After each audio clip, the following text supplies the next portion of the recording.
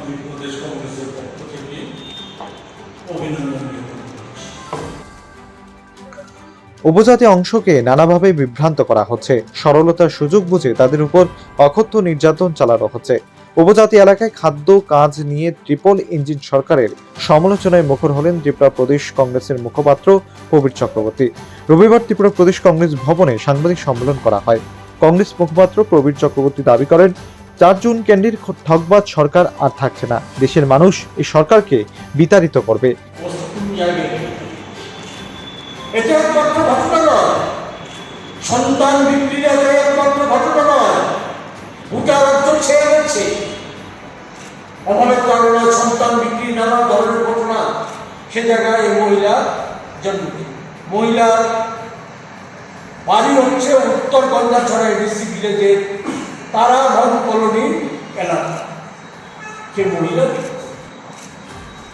আমরা লক্ষ্য করেছি যে বিদ্যুতের অসহনীয় যুগ, প্রচন্ড তাপমাত্রার মধ্যে যখন তখন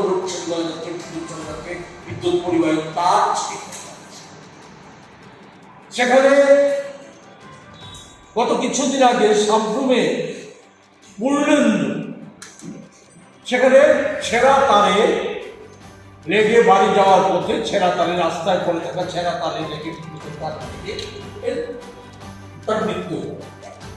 সেখানে বলা হচ্ছে যে দায়ী হচ্ছে ফিটকো। ফিটকো একটা বেসরকারি সংস্থা। বিদ্যুৎ নিগম এটা তো একটা লাভজনক সংস্থা ছিল, লাভের জন্য। সেই লাভজনক সংস্থাকে আজকে পতন তুলে দেওয়া হয়েছে।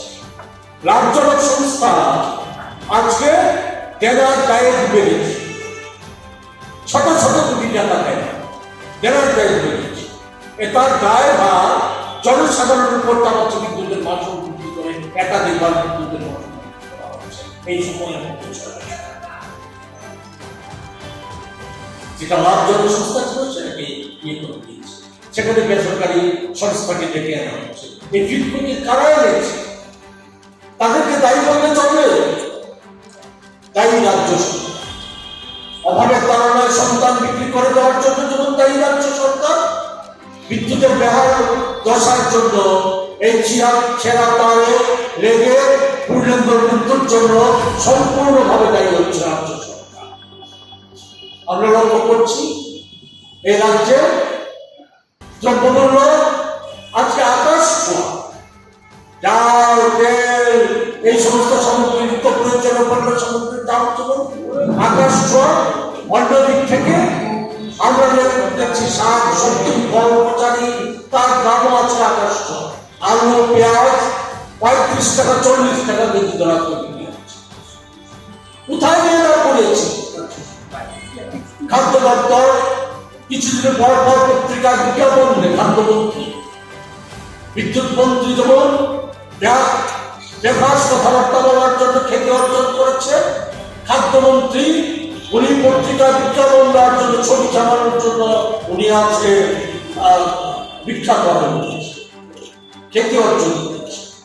উনি বড় বড় বিজ্ঞপ্তি দেন, অথচ বাজারকে নিয়ন্ত্রণ করতে পারছে।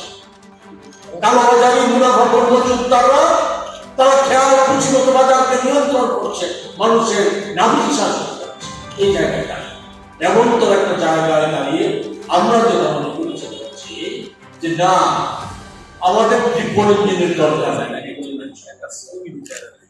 আজকে একটা ইঞ্জিন, প্রথম ইঞ্জিন, 1 নম্বর ইঞ্জিনকে দেশ থেকে তাড়ানোর জন্য, সরকার থেকে তাড়ানোর জন্য ভারতবর্ষের মানুষ নির্বাচক মন্ডলী সংকল্পবদ্ধ হয়ে নিয়েছে।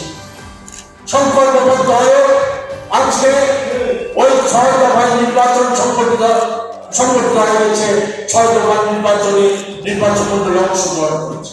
7ম আগামী 1 জুন 4 তারিখ দেখা হবে।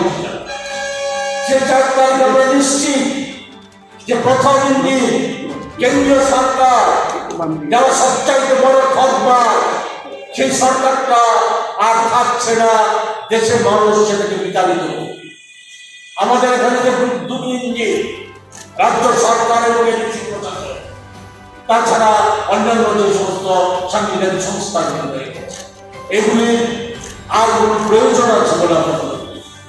একদিকে তো এই যে সন্তান বিক্রি সহ উচ্চারণ ব্যবস্থার জন্য, বিভীষিকাময় অবস্থার জন্য মূল যে দায়ী সে হচ্ছে রাজ্যের মুখ্যমন্ত্রী, সম্পূর্ণ অপদার্থ মুখ্যমন্ত্রী। সে মুখ্যমন্ত্রী দায়ী।